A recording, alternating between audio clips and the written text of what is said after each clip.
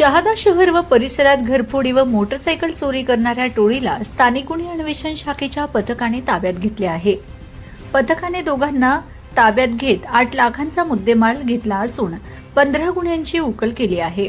ताब्यात 13 जून रोजी एलसीबीचे पोलीस निरीक्षक हेमंत पाटील यांना मध्य प्रदेश मार्गाने लोणखेडा येथे 2 संशयित दुचाकीवर येत असल्याची माहिती मिळाली होती।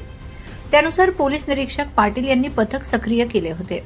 पथकाने सापळा रचून दोघांना अटक केली होती। त्यांची चौकशी केली असता सुक्राम कंगरसिंह वास्केल बघेल व संजय सुमलसिंह वसुनिया दोघे राहणार धार मध्य प्रदेश अशी ओळख त्यांनी दिली आहे।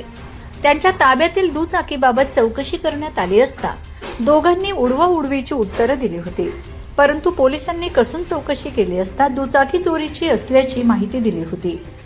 या मोटरसायकल चोरी प्रकरणी शहादा पोलीस ठाण्यात गुन्हा दाखल असल्याचं समोर आलंय। दोघांना पोलिसांनी ताब्यात घेतल्यानंतर त्यांनी आणखी एका साथीदाराच्या मदतीने नंदुरबार जिल्ह्यातील शहादा तसेच अमरावती व मध्य प्रदेश राज्यात मागील काही दिवसांमध्ये घरफोडी व मोटरसायकली चोरी केल्याची कबुली दिली। सदर कारवाई ही स्थानिक गुन्हे शाखेचे पोलीस निरीक्षक हेमंत पाटील यांच्या नेतृत्वाखाली स्थानिक गुन्हे शाखेच्या पथकाने यशस्वीरित्या पार पाडली।